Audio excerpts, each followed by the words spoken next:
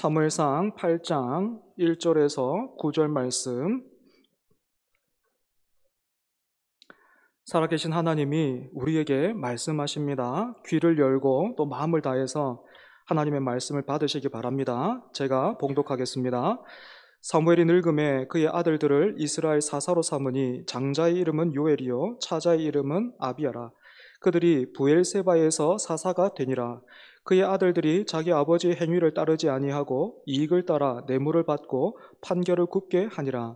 이스라엘 모든 장로가 모여 라마에 있는 사무엘에게 나아가서 그에게 이르되, 보소서, 당신은 늙고 당신의 아들들은 당신의 행위를 따르지 아니하니 모든 나라와 같이 우리에게 왕을 세워 우리를 다스리게 하소서 한지라. 우리에게 왕을 주어 우리를 다스리게 하라 했을 때에 사무엘이 그것을 기뻐하지 아니하여 여호와께 기도하매 여호와께서 사무엘에게 이르시되, 백성이 내게 한 말을 다 들으라. 이는 그들이 너를 버림이 아니요 나를 버려 자기들의 왕이 되지 못하게 함이니라. 내가 그들을 애굽에서 인도하여 낸 날부터 오늘까지 그들이 모든 행사로 나를 버리고 다른 신들을 섬김같이 내게도 그리 하는도다. 그러므로 그들의 말을 듣되 너는 그들에게 엄히 경고하고 그들을 다스릴 왕의 제도를 가르치라. 아멘. 임마누엘 찬양대 찬양하겠습니다.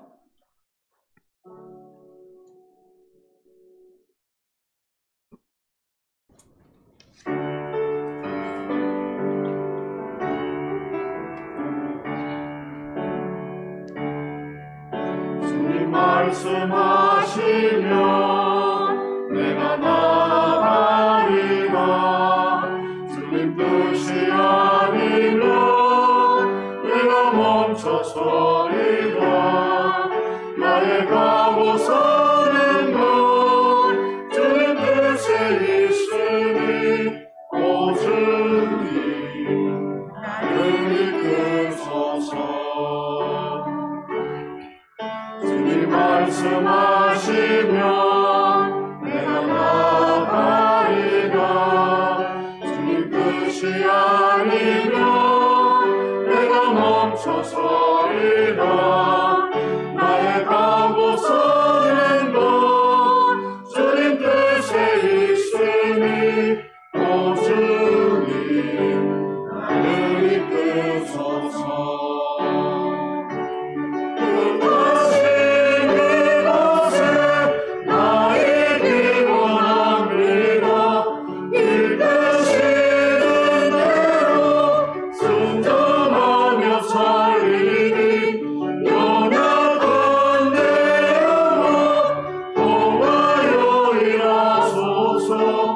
주님 나라와 그 뜻을 위하여 뜻하신 그곳에 나의 기원합니다. 이끄시는 대로 순종하며 살리니 연약한 내 영혼 고마여 일하소서.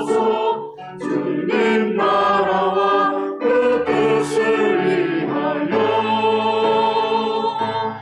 오 주님 나를 이끄소서. 아멘.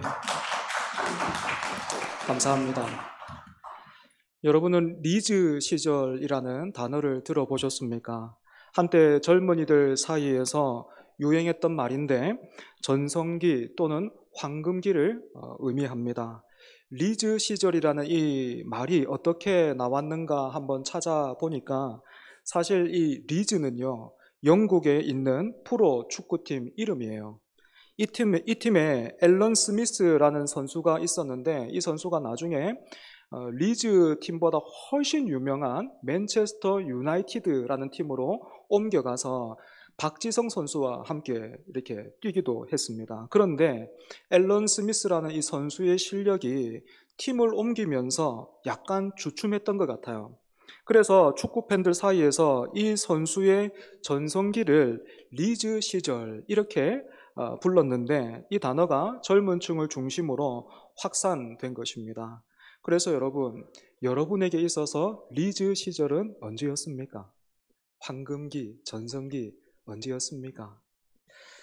저는 생각해보면 신체적으로는 제가 근 3년 정도 헬스를 열심히 했을 때가 있었거든요. 20대 후반에서 30대 초반이었는데 신체적으로는 그때가 제일 좋았던 것 같고, 사고나 정신적으로는 생각해보면 참 감사하게도 지금이 훨씬 더 나은 것 같아요. 사랑하는 여러분, 우리는 각자 생각하는 그런 리즈 시절이 다르지만 성경을 통해서 볼 때에 이스라엘 백성들의 최전성기는 언제였습니까? 여러분 생각하시기에 언제인 것 같아요? 이스라엘 백성들의 최전성기. 아마도 어렵지 않게 두 사람의 이름이 여러분들 머릿속에 떠오를 거예요. 다윗, 솔로몬. 그죠?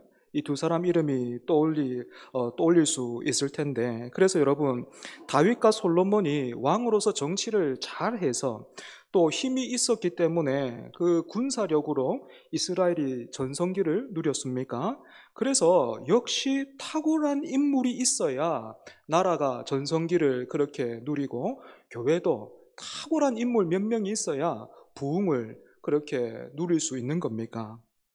이스라엘 역사에서 다윗과 솔로몬 시대가 가장 번성했다라는 점은 부인할 수 없는 사실이지만, 여러분 성경 전체를 통해서요, 이스라엘 백성들이 언제 가장 강했는가 하는 것을 살펴본다면 이스라엘 백성들이 전심으로 하나님께 나갈 때에, 이스라엘 백성들이 전심으로 하나님을 섬길 때에 그들이 가장 강했어요.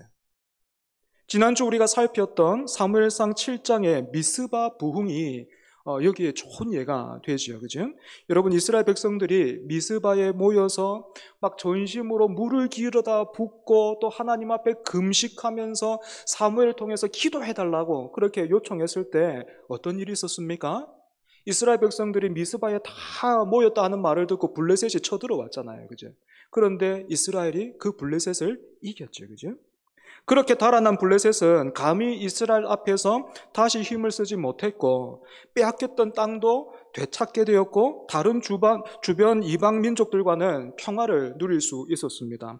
여러분, 이처럼 미스바의 부흥을 과거의 추억으로만 두지 말고 어제보다 오늘 하나님을 더 사랑함으로 그 앞에 가까이 나가기를 힘쓰면 이스라엘은 계속해서 다른 어떤 것이 아니라 하나님으로 인해서 강함과 부요함과 평안을 누릴 수 있었던 거죠. 하지만 여러분, 오늘 본문 5절을 보시면 이스라엘의 모든 지도자들이 사무엘을 찾아가서 왕을 세워달라 이렇게 요구하고 있습니다. 그 이유가 1절부터 4절에 제시되어 있는데, 내용을 보면요 굉장히 현실적이고 또 합리적이기까지 합니다. 우선 1절을 보시면 세월이 흘러서 사무엘도 늙었어요. 사람이 세월이 흐르면 나이가 드는 것은 당연하지만 성경에서 이렇게 누군가가 나이가 들어서 늙었다라는 표현들은 곧잘 실수나 연약함 또는 범죄로까지 이어지기 때문에 이번에도 뭔가 일이 있을 것 같은 느낌을 주고 있죠. 그죠? 아닌 게 아니라 사무엘상 2장 22절도 보시면 엘리가 매우 늙었더니 라는 말씀 바로 뒤에 제사장으로 섬겼던 두 아들의 타락이 따라 붙어서 나오고 있어요. 때문에 엘리가 매우 늙었다라는 말에는 제사장이었던 두 아들의 비행을 바로잡기에는 엘리가 너무나도 무기력했다라는 의미도 포함되어 있다. 우리가 그렇게 생각해 볼 수 있겠죠. 그죠? 마찬가지로 여러분, 오늘 본문도 어떻습니까? 늙은 사무엘의 뒤를 이어서 사무엘의 두 아들이 따라 나오고 있죠. 그죠? 사무엘은 자신의 두 아들을 사사로 삼았습니다. 그런데 원래 이 사사라는 직분은요, 이렇게 아버지에서 아들로 세습되는 것이 아니라 어떻게 세워집니까? 하나님이 비상시대에, 비상적인 상황 속에서 하나님이 이렇게 세우시죠. 그죠? 하나님이 주권으로 그렇게 세우시는데, 지금은 특이하게도 아버지 사무엘이 아들을 사사로 세우고 있습니다. 그래서 어떤 분들은 이런 사무엘의 행동을 가리켜서 사무엘이 노년에 실수를 했구나. 그래서 그 결과 이스라엘 백성들이 왕을 구하는 빌미를 주었다. 그렇게 해석하기도 합니다. 충분히 일리가 있는 지적이라고 생각을 해요. 2절을 보시면요, 사사로 세워졌던 사무엘의 두 아들의 이름이 나오고 있습니다. 요엘은요, 여호와가 나의 하나님이시다라는 뜻이고, 아비야는 여호와가 나의 아버지시다라는 그런 의미입니다. 굉장히 좋은 이름이죠. 그죠? 하지만 안타깝게도 이 두 아들은 이름대로 살지를 않았습니다. 3절에 이 두 사람의 행실이 나와 있는데 어떻습니까? 그의 아들들이 자기 아버지의 행위를 따르지 아니하고 이익을 따라 뇌물을 받고 판결을 굽게 하니라. 앞서 엘리의 두 아들은 하나님께 드리는 제사, 즉 제의적인 부분에 있어서 큰 결함이 있었다면 사무엘의 두 아들은 사람과의 관계 속에서 지금 죄를 짓고 있는 거죠. 그지? 여러분, 그렇다고 해서 이런 모습을 두고 그래도 하나님 앞에 죄를 지었던 엘리의 두 아들보다는 사무엘, 사람과의 그 관계에서 죄를 지은 이 사무엘의 두 아들이 그래도 조금 낫구나, 여러분, 그렇게 말할 수가 없어요. 왜냐하면 두 집안의 아들들이 이렇게나 타락했던 이유는 하나같이 하나님을 두려워하지 않았기 때문이기 그렇습니다. 여러분, 여기서 한번 생각해 봐요. 지금 표면적으로는 엘리의 집안이나 사무엘의 집안이나 어떻습니까? 똑같죠? 그죠? 엘리도 그 아들들의 그 비행에 무기력했고, 지금 사무엘도 두 아들이 타락을 했어요. 그런데 이 사무엘도 그렇게 크게 어떤 것들을 하지 못하고 있죠. 그죠? 똑같아요. 엘리나 사무엘이나 이 두 집안이 똑같아요. 그런데 여러분, 하나님이 어떻게 하십니까? 엘리의 집안은 몰락하잖아요. 그죠? 엘리의 집안은 몰락하는데 사무엘은 지금 어떻습니까? 그렇지가 않죠. 그죠? 어떻게 된 거예요? 왜 이런 일들이 있죠? 여러분, 이런 어떤 문제가요, 조금 있으면 우리가 사울 왕도 보게 될 테고 또 다윗도 보게 될 텐데 거기서도 이 문제가 똑같이 이어져요. 행위로 보면 사울도 나쁜 왕이라고 할 수 있지만 그 행한 그 죄를 생각해 보면 그 우리아의 아내 밧세바를 범해서, 그러니까 그렇게 충실했던 그 부하의 아내, 그 가정을 그냥 아예 파탄을 냈잖아요, 다윗이. 그죠? 그래서 행한 일로 보면 다윗이 더 나쁘다고 할 수 있어요. 그런데 왜 하나님은 사울 왕은 그렇게 폐위를 시키는데 다윗은 그냥 두지? 오후 예배 소그룹 때 하겠습니다. 그때 해야 될 것도, 그때 할 것도 있어야 되니까 궁금하시면 그때 오세요. 오늘 오후 2시에 짝수달은 어디로?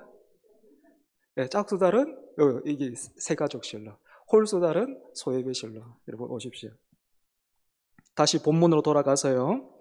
여러분, 사사로 세움을 받은 사람들이 이렇게 부도덕하면 누가 고통을 받습니까? 당연히 백성들이 힘들어지잖아요. 그죠? 그래서 5절을 보시면 이스라엘의 지도자들이 고향에 있던 사무엘을 찾아가서 이렇게 말하고 있습니다. 그에게 이르되 보소서, 당신은 늙고 당신의 아들들은 당신의 행위를 따르지 아니하니 모든 나라와 같이 우리에게 왕을 세워 우리를 다스리게 하소서 한지라. 사무엘은 이처럼 왕을 달라 하는 지도자들의 요구를 듣고 기뻐하지 않았다라고 되어 있는데, 이게 무슨 말이냐면 마음이 상했다는 거예요. 기분이 상했다라는 거예요. 여러분, 왜 사무엘의 마음이 상했을까요? 백성들로부터 버림을 받았다라는 그런 느낌을 받았기 때문입니다. 하지만 지금 지도자들이 제시하고 있는 그 현실적인 이유와 명분이 사무엘이 듣기에도 너무나도 타당했기 때문에 사무엘은 여기에 내 책임도 있다 싶어서 지금 아무 대답도 못했던 거예요. 하지만 여러분, 한번 생각해 보십시오. 목사가요, 목사답지 못하고 제 역할을 감당하지 못하고 있다면 여러분들은 어떻게 생각하고 어떻게 하시겠습니까? 새로운 목사를 찾거나 새로운 목사를 한번 찾아봐야 되겠다, 세워야 되겠다, 그렇게 생각하지 제도 자체를 바꿔야 되겠다고 생각하진 않잖아요. 그죠? 다시 한번 비유를 들어보면 대통령이 잘 못해요. 그러면 대통령이 잘 못하면 우리가 어떤 생각합니까? 다음에는 대통령을 잘 뽑고 잘 세워야 되겠구나, 그렇게 생각을 하지 제도를 바꿉시다 이렇게는 안 나간다고요. 마찬가지로 만약에 지도자들이 사무엘에게 당신의 아들들이 이렇게나 비행을 일삼고 있으니까 우리에게 다른 사사, 당신 아들 말고 다른 사사를 세워달라고 그렇게 요청했다면, 그래도 듣는 사무엘은 아비로서 굉장히 속은 상했을지 몰라도 충분히 그 요구를 인정하고 받아들일 수 있었을 겁니다. 하지만 사무엘이 나이가 많기는 해도 여전히 지금 사사로 섬기고 있는데, 그런 사무엘에게 지금 이 사람들이 왕을 세워달라고 요구하고 있는 것은 지금 사무엘에게 어떻게 들리겠습니까? 지도자들이 이렇게 말하고 있는 것과 똑같은 거예요. 이제 그만하세요. 이제 그만하시죠. 내려오시죠. 이런 소리랑 똑같이 들리는 거예요. 그런데 여러분, 여기에서 다시 한번 우리가 5절을 잘 보면 이 이스라엘의 지도자들이 왕을 요구했던 이유가 사실은 따로 있었다는 것을 알 수 있습니다. 그것이 무엇입니까? 모든 나라와 같이 되고 싶다라는 거예요. 모든 나라와 같이 되고 싶다. 여러분, 이스라엘의 지도자들이 왕을 요구한 것 자체는 잘못이 아닙니다. 하나님은 이미 신명기 17장에서 왕의 제도에 대해서 말씀하신 적이 있으세요. 시간이 지나고 환경이 달라지고 이스라엘이 더 번성하게 되면, 지금 우리 교회도 조금 더 성숙하고 성장해 나가면 지금보다 어떤 더 조직이 필요하잖아요. 그죠? 그런 것처럼 하나님이 알고 계셨어요. 나중에는 이스라엘에도 왕이 필요할 것이다. 알고 계셨습니다. 그래서 하나님이 이스라엘 백성들을 위한 좋은 왕을 준비시키고 계셨어요. 다윗이라는 어떤 그런 좋은 왕을 준비시키고 계셨습니다. 하지만 이스라엘의 지도자들은요, 지금 왕을 달라고 하고 있습니다.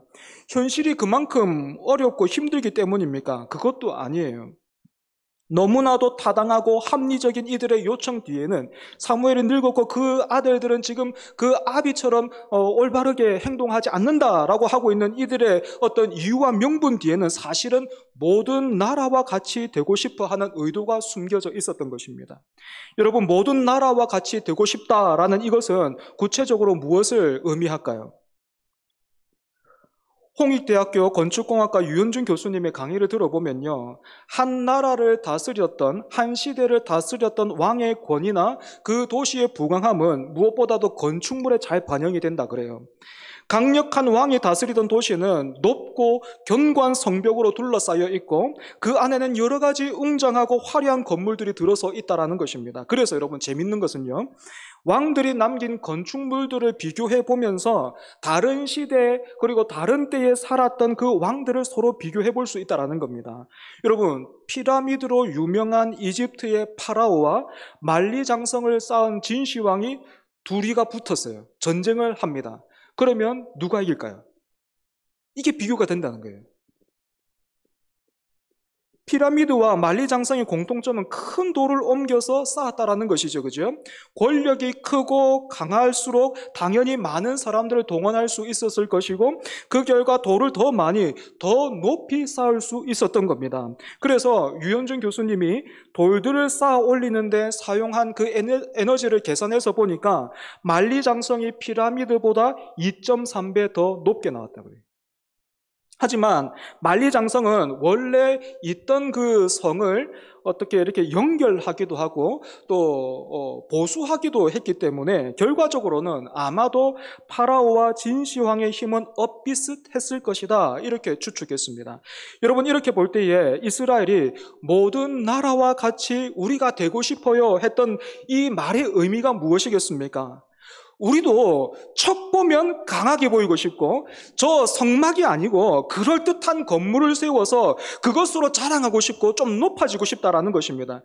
지금은 이스라엘의 지도자들이 라마에 있는 이 사무엘을 찾아왔지만, 앞으로는 우리도 화려하고 웅장한 그 왕궁에 근엄하게 이렇게 앉아있는 그 왕을 찾아가고 싶다, 그렇게 좀 해달라 했던 것입니다. 이런 지도자들의 요구를 듣고 사무엘은 속이 상했어요. 나이가 들어서 이제는 외면할 수 없는 자신의 육체적인 그 한계와 더불어서 또 아들들의 그 부족함에 고개를 떨굴 수밖에 없었을 것이고, 무엇보다 지금까지 자기 일평생을 다해서 내가 이 이스라엘 민족들을 위해서 하나님 앞에서 섬겨왔는데 이렇게 여기에서 내가 버림을 당하는구나 하면서 마음이 허탈했을 겁니다. 그리고 그 마음을 끌어안고 사무엘이 어떻게 합니까? 하나님 앞에 나가서 기도하지. 그런데 하나님은 이런 사무엘을 위로해 주십니다. 여러분 본문 7절에서 8절입니다. 여호와께서 사무엘에게 이르시되 백성이 내게 한 말을 다 들으라. 이는 그들이 너를 버림이 아니요 나를 버려 자기들의 왕이 되지 못하게 함이니라. 내가 그들을 애굽에서 인도하여 낸 날부터 오늘까지 그들이 모든 행사로 나를 버리고 다른 신들을 섬김같이 내게도 그리하는도다. 사무엘이 기도의 자리에서 하나님, 나 이렇게 버림받았어요. 너무 속상합니다 하면서 그렇게 나아가자 하나님이 어떻게 말씀하셨습니까? 아니다. 저들이 너를 버린 게 아니고 사실은 나를 버린 거야. 출애굽한 그날부터 저들이 매번 그렇게 나를 버렸는데 오늘은 너에게도 똑같이 했구나 말씀하신 거예요. 여러분, 하나님으로부터 기도의 자리에서 이런 응답을 받은 사무엘의 그 심정이 어땠겠습니까? 계속해서 버림받으신 그 하나님을 사무엘이 깨달으면서 만나면서 기도의 자리에서 만나면서 어떤 마음 들었을까요? 아마도 큰 위로 받았을 겁니다. 그래서 내가 지금 비록 나이가 많아서 힘들기는 하지만 그래도 마지막까지 사사로서의 직분을 충실하게 감당하리라. 내가 끝까지 충성하리라. 그렇게 다짐했을 겁니다. 그런데 우리가 하나님의 응답에서 또 하나 놓치지 말아야 할 것이 있지요. 그죠?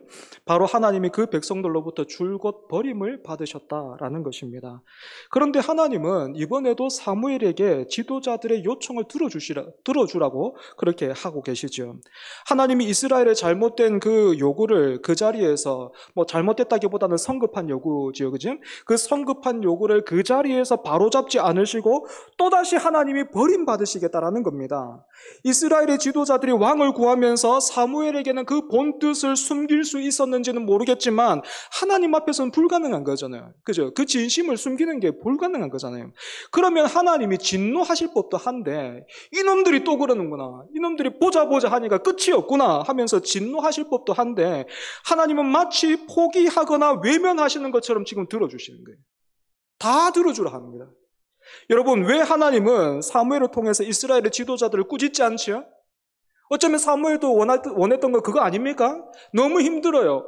너한테 감히 그랬어? 내가 본때를 보여주지. 이런 식으로 그렇게 나오는 것 사무엘이 원했을 텐데 그거 하시지 않고 왜 하나님은 이렇게 하십니까? 요구를 들어주라 하십니까? 하나님도 이제는 지친 거예요. 누가복음 15장에는 우리가 흔히 탕자의 비유라고 부르는 그런 말씀이 있죠. 그죠? 저는 이 말씀에 그 탕자의 비유에 그 백성들로부터 버림당하시는 하나님의 마음이 잘 녹아있다라고 생각을 합니다. 둘째 아들이 아버지에게 유산을 요구했습니다. 그것도 당장 달라 그래요. 잘 아시는 것처럼 유산은 아버지가 돌아가셔야만 자기 몫으로 받을 수 있는 거잖아요. 그럼에도 불구하고 지금 그 눈앞에 아버지가 계시는데 지금 유산을 요구하고 있는 이것은 무슨 의미입니까? 내가 나중에 받을 몫을 지금 받고 우리 관계를 끝냅시다라는 거죠. 그죠? 그러면 여러분 이런 아들 어떻게 해야 됩니까? 이런 아들 혼을 내야 되죠. 그죠? 그런데 아버지는 둘째 아들이 요구하는 그 몫을 줘요. 앞으로 그래 이거 가지고 어떻게 살라고 그러노?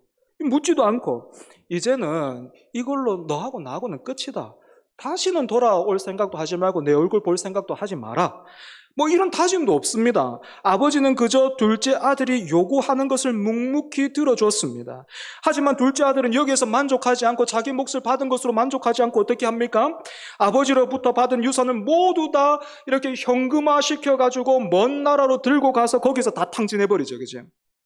나중에는 그 형편이 얼마나 힘들었던지 배가 너무 고파가지고 돼지나 먹는 그 쥐염 열매라는 그 열매로 배를 채워보려고, 우리 같으면 지금 사료잖아요. 그죠? 사료 같은 걸로라도 한번 내가 먹고 살려고 해봤지만 그것마저 주는 사람이 없었어요. 여러분, 이렇게 둘째 아들이 자신에게 사람도 물질도 아무것도 남은 것이 없다라는 것을 처절하게 경험한 뒤에 비로소 무엇을 떠올립니까? 바로 아버지의 집이지. 예전에는 이 둘째 아들이 아버지의 집에 있으면서 항상 생각하고 바랐던 것은 아버지가 아니고 아버지로부터 받을 유산이었습니다. 내가 받을 유산 정도면 지금보다 훨씬 더 내가 잘 살 수 있을 것이다. 그렇게 생각했던 거죠. 여러분, 이런 생각으로 보니까 아버지를 보니까 아버지가 어떻게 보이는 겁니까? 아버지가 답답한 거예요. 심지어는 부당해 보이는 거예요. 내가 받을 몫이면 지금보다 더 잘 살 수 있는데, 어떻게 저렇지?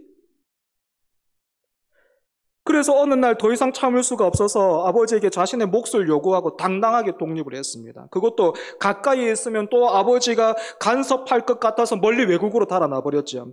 하지만 가지고 있던 것을 모두 다 잃고 기댈 곳 하나 없어지자 비로소 아버지 집에서 아들로 있었던 그때가 얼마나 복이었는지를 깨닫게 된 겁니다. 하지만 이제는 지은 죄가 있잖아요. 그죠? 그래서 감히 그 자리, 그 아들의 그 자리는 쳐다볼 수도 없고, 다만 종으로라도 아버지한테 좀 받아달라고 하자 하면서 그렇게 결심하고 아버지 집으로 돌아가요. 여러분, 이렇게 돌아오는 둘째 아들을 아버지가 어떻게 맞이합니까? 돌아오는 아들을 아버지가 먼저 알아보고 아버지가 달려나가죠. 그죠? 여러분, 이 당시에 문화로서는요, 이렇게 이 아버지가 굉장히 부자였던 거, 유지였던 것 같은데, 이런 사람이 마치 우리 조선시대 양반이 그랬던 것처럼, 양반은 뛰지 않잖아요. 그죠? 그때나, 그 조선시대나 지금 이스라엘의 그 문화가 비슷했던 것 같은데, 그런 시대에 아버지가 동네 사람들이 다 보는 그 자리에서 그 한가운데로 이렇게 가로지르면서 달려나간다는 것은요, 무슨 말이겠습니까? 돌아오는 아들 앞에서는 아버지는요, 체면 같은 거는 상관하지 않는다는 거예요. 아무것도 상관하지 않는다는 거예요. 이런 아버지의 품에 안겨서 둘째 아들이 울음에 잔뜩 섞인 목소리로 자신의 잘못을 시인하면서 자기를 아들이 아니라 품꾼 중에 하나로 여겨달라고 그렇게 말하죠. 하지만 아버지는 그런 아들의 말은 못 들은 사람처럼 어떻게 합니까? 종들에게 말합니다. 제일 좋은 옷 꺼내와라. 손에는 가락지를 끼워라. 발에는 신을 신겨라. 뭐 하는 겁니까? 아버지가 돌아온 탕자에게 자신이 가지고 있는 모든 것을 동원해서 너는 여전히 내 아들이다라고 말하고 있는 거예요. 뿐만 아니라 그 동네 사람들 아무도 욕할 수 없게 하는 거죠. 여러분, 왜 하나님께서 왕을 요구하시는 이스라엘 백성들로부터 버림을 받으십니까? 누가복음의 비유에서 왜 아버지가 유산을 요구하는 둘째 아들의 요구를 들어줍니까? 스스로 깨닫고 돌이켜서 하나님 앞에 진심으로 무릎 꿇게 하려고 하시는 겁니다. 너희가 생각하기에는 지금 왕이 필요한 것 같으냐? 너희들의 강함과 부유함과 영광을 나를 바라보고 나에게 순종하는 것이 아니라 왕궁과 신전 같은 그런 것으로 한번 드러내보고 싶으냐? 꼭 그렇게 해봐야 되겠다면 어디 한번 해봐라. 허락해 주마. 그리고 하나님은 여전히 집을 나간 그 아들을 기다리고 있었던 아버지처럼 하나님 아버지로서의 그 일을 한시도 게을리하지 않으시면서 백성들을 기다리시는 거예요. 허용하시고 어디 한번 잘 살아봐 하면서 팔짱 탁 끼고 이렇게 보시고 때릴 준비하고 있는 게 아니고 아버지로서의 그 일을 하고 있는 거예요. 돌보고 계시는 거예요. 그 품 안에서 허용하시는 겁니다. 여러분, 이것이 마음을 다하고 뜻을 다하고 힘을 다하여 주 너의 하나님을 사랑하라 하신 하나님이 그 백성들로부터 오늘 우리로부터 사랑을 받고 영광을 받으시는 방법입니다. 하나님은 우리에게 사랑을 구걸하지 않으시고 영광을 돌리라고 매질하시는 것이 아니라 우리가 둘째 아들처럼 비로소 깨닫고 돌아와서 그 품에 안길 때까지 하나님은 기꺼이 버림을 당하시면서 기다리고 계시는 거예요. 사랑하는 여러분, 오늘 본문을 통해서 우리는 하나님을 믿는다라는 것은 내가 얼마나 많은 정성과 열심을 들여서 원하는 것을 받아 누리고 또 내가 원하는 일을 이루는가 하는 그것에 있지 않다라는 것을 다시 한번 확인하게 됩니다. 하나님을 믿는다라는 것은 다른 어떤 것이 아니라, 여러분 잘 들으십시오, 하나님을 향해서 여러분들이 부유해지는 거예요. 이 땅에서 할 수만 있다면 저는 여러분들이 건강했으면 좋겠고 잘 살면 좋겠어요. 하지만 하나님을 향해서 먼저 부유해 주셔야 합니다. 그게 없으면 안 돼요. 하나님을 믿는다는 것은 다른 어떤 것이 아니라 하나님을 향해서 부유해지는 것이 바로 그것이기 때문에 그렇습니다. 그러면 여러분, 돈을 많이 벌어서 부자가 되는 건 뭐 어떻게 그건 알겠는데, 하나님을 향해서 부유해진다는 말은 도대체 뭡니까? 어떤 걸 말하는 거예요? 존 파이퍼 목사님은 하나님이 복음이다라는 책에서 이렇게 설명했습니다. 여러분 조금 길 수 있는데요, 잘 한번 들어보십시오. 우리 세대를 향한, 그리고 모든 세대를 향한 중요한 질문이 있다. 당신이 질병이 전혀 없고 땅에서 사귄 모든 친구를 다시 만날 수 있고, 좋아하는 모든 음식이 있고, 즐겼던 모든 레저 활동을 다시 즐길 수 있고, 맛보았던 모든 육체적 즐거움을 다시 누릴 수 있고, 인간적인 갈등이나 자연재해가 전혀 없는 천국에 갈 수 있지만, 그곳에 그리스도께서 계시지 않다면 당신은 천국에 만족할 수 있겠는가? 그리스도께서 천국에 계시지 않더라도 그곳에서 기뻐할 사람들은 천국에 들어가지 못할 것이다. 복음은 사람들을 천국으로 인도하는 수단이 아니다. 복음은 사람을 하나님께로 인도하는 수단이다. 복음은 하나님을 영원히 기뻐하기 위해 모든 장애물을 제거하는 수단이다. 우리가 그 무엇보다 하나님을 더 원하지 않는다면 복음으로 변화된 게 아니다. 다시 한번요. 마지막 부분 다시 한번요. 우리가 그 무엇보다 하나님을 더 원하지 않는다면 복음으로 변화된 게 아니다. 사랑하는 여러분, 어떻습니까? 여러분은 복음으로 변화되셨습니까? 그리고 복음으로 변화받기를 원하십니까? 복음으로 변화되기를 원하고 계십니까? 세상살이가 치열하고 힘든 만큼 우리는 즉각적인 하나님의 도움과 능력을 구하고 기대하게 돼요. 여러분, 그런 거는요, 틀린 것도 아니고 잘못된 것도 아닙니다. 하지만 여러분, 정말로 우리에게 필요한 것은 흔들리지 않는 하나님의 영광과 신실하신 약속, 그리고 이 모든 것을 받아서 누릴 수 있는 그런 믿음이에요. 하나님은 우리에게 이 믿음의 부요함을 주시려고 오늘도 지금을 외치고 있고, 다른 사람들처럼 좀 만들어 주십시오. 저 사람은 교회도 안 나오고 말씀도 그렇게 모르는데, 저 사람은 저렇게 사는데 왜 나는 이렇습니까?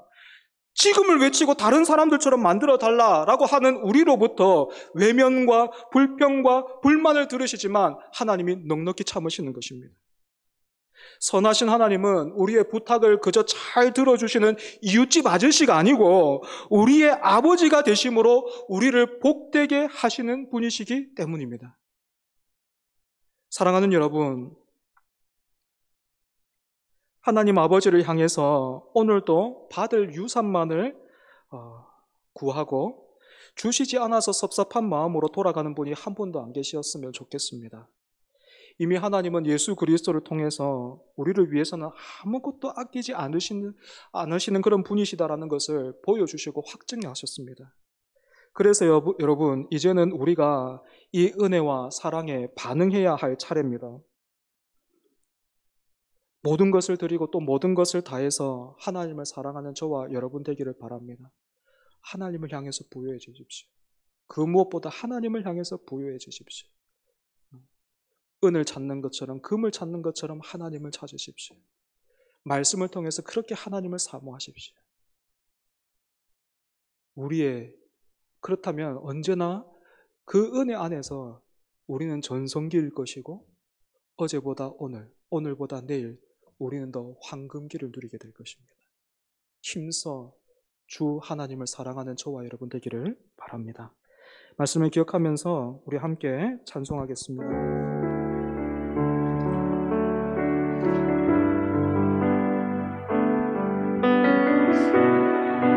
잘 모르시는 분들도 계실 것 같은데, 배우시면서도 기도하는 마음으로 같이 한번 불러봤으면 좋겠습니다. 주의 사랑에, 주의 선하심에, 주의 은혜를 생각해보라. 하늘보다도 더 높으신 아버지의 사랑, 그거 놀랍네. 아버지 사랑, 그거 놀랍네.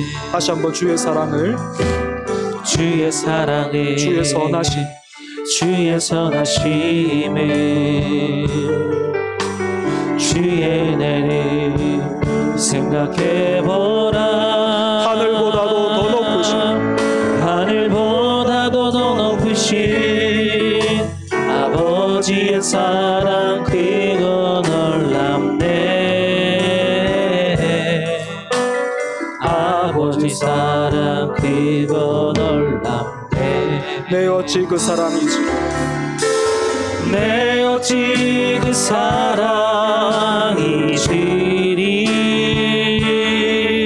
내 어찌 주의 긍휼이시리.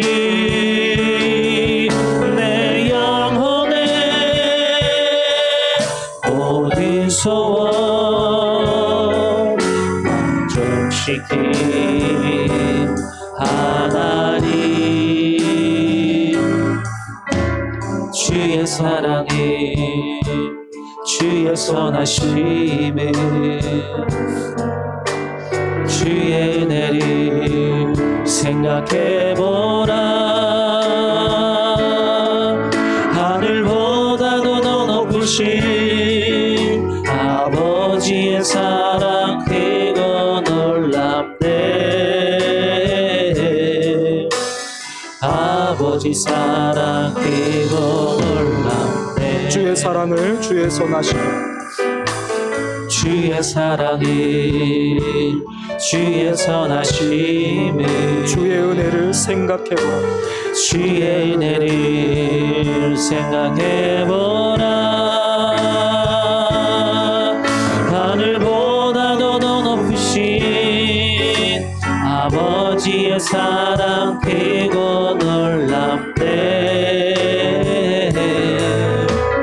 아버지 사랑 그거 놀랍네. 나 길을 잃고 헤맬 때 나 길을 잃고 헤맬 때 그 사랑 날 찾아내셨네 그 사랑 날 찾아내셨네.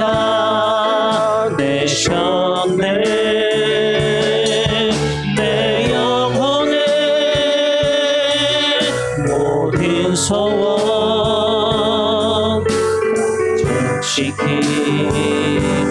하나님. 주의 사랑에 주의 선하심에 주의 은혜를 생각해보라. 하늘보다도 더 높으신 아버지의 사랑 그거 놀랍네. 아버지 사랑 그거 놀랍네. 사랑하는 여러분, 이 시간 함께 기도하기를 원합니다. 우리가 말씀에서 함께 나누고 또 찬송을 통해서 함께 기도하는 마음으로 고백했던 것처럼 여러분, 주의 사랑을, 주의 선하심을, 주의 은혜를 깊이 생각하는 저와 여러분 되기를 원하고, 그렇게 하늘보다도 더 높으신 아버지의 사랑을 우리가 흘려보내고 전할 수 있는 저와 여러분 되면 좋겠어요. 여러분이 타고 다니는 자동차나 아니면 우리 젊은 청년들 같은 경우에는 뭐 핸드폰 같은 경우에 얼마나 설명이 됩니까? 그죠? 이건 이것보다 더 낫고, 이건 이전보다 더 이런 기능이 있어서 속도는 이렇게 빠르고, 또 이건 이렇게 편리해서 이전과 비교할 수 없다. 이전의 모델과는 비교할 수 없다. 뭐 이거 하나면 다른 10개 줘도 나는 바꾸지 않는다. 여러분, 그런 설명이 가능한데 하나님 앞에서는 여러분 어떻습니까? 여러분, 하나님 앞에서는 그 사랑과 그 은혜, 그 선하심, 여러분 얼마나 부요하십니까? 말할 수 있는 게 고작 천국밖에 없지 않아요?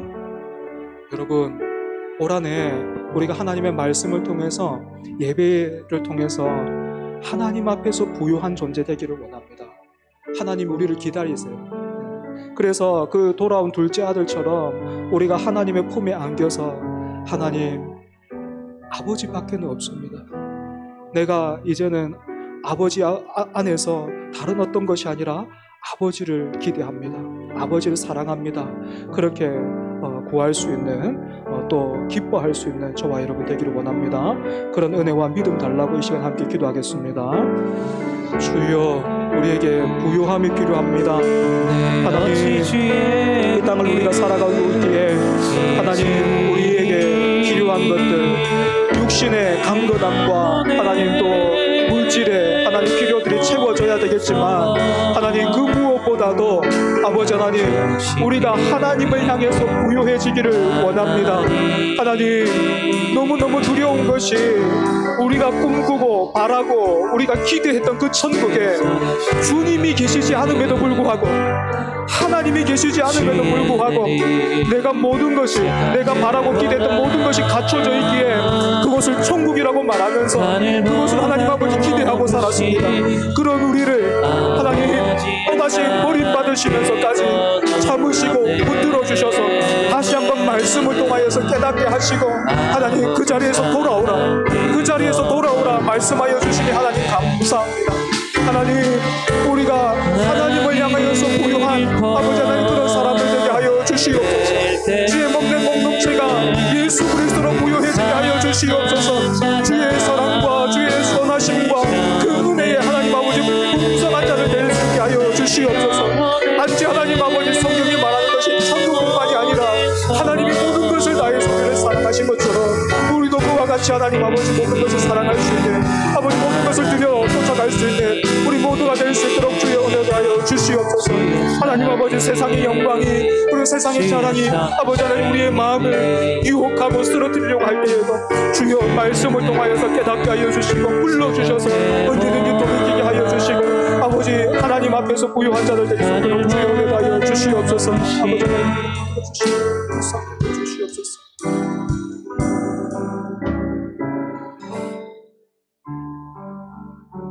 하나님, 미스바의 부흥을 통해서 우리가 분명히 확인한 게 있습니다. 이스라엘 백성들이 전심으로 하나님을 섬길 때에 그들은 언제나 강했습니다.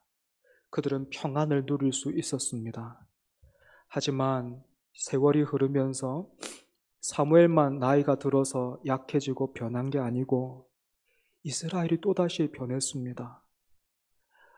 지금 우리에게 왕이 필요하다. 그러면서 하나님을 또다시 버렸습니다. 그런 이스라엘의 요구에 하나님은 또다시 버림을 당하시면서 그들이 요구하는 것을 들어주어라. 마치 그 둘째 아들이 유산을 요구했는데 그 몫을 주고 하염없이 그 아들이 돌아올 때를 기다리고 있었던 그 아버지처럼, 그래서 그 둘째 아들이 정말 복이 다른 데 있는 것이 아니라 아버지의 집에 있음을 깨닫고 스스로가 무릎을 꿇어서 그 복을 누릴 수 있는 자리로 올 수 있도록 그 아버지가 기다리셨던 것처럼 하나님은 또다시 한번 버림을 받으십니다. 하나님, 말씀을 통해서 살펴보니 이스라엘의 지도자들이 지금을 외치면서 우리에게 왕이 필요하다라고 외쳤던 그 지도자들의 모습이 딱 오늘 우리와 같습니다. 우리도 지금을 외쳤고 나도 저 사람들처럼 만들어 주십시오 하고 그렇게 매달렸습니다. 그런 우리를 하나님이 얼마나 참으시고 또 이렇게 예배 자리로 불러주시면서 내가 기다리고 있다. 참된 부유함이 다른 데 있지를 않다. 하나님에게 있다. 아버지의 집에 있다. 돌아오라. 내가 더 빨리 나가서 맞아주리라. 아니 지금도 붙들고 있다. 말씀에 반응하라 하시니 주님 감사합니다. 세상에서 누리는 그 무엇보다 하나님을 향하여 부요해지는 우리가 되게 하여 주시옵소서. 주의 몸된 교회가 예수 그리스도의 복음으로 부요해지게 하여 주시옵소서. 그래서 하나님, 우리가 비록 작다 할지라도 거룩하게 하여 주시고 작다 할지라도 생명수, 그 은혜의 복음이 우리를 통해서 흘러가게 하여 주시옵소서. 한 사람 한 사람이 하나님 그와 같이 되게 하여 주시옵소서. 예수님 이름으로 기도합니다. 아멘.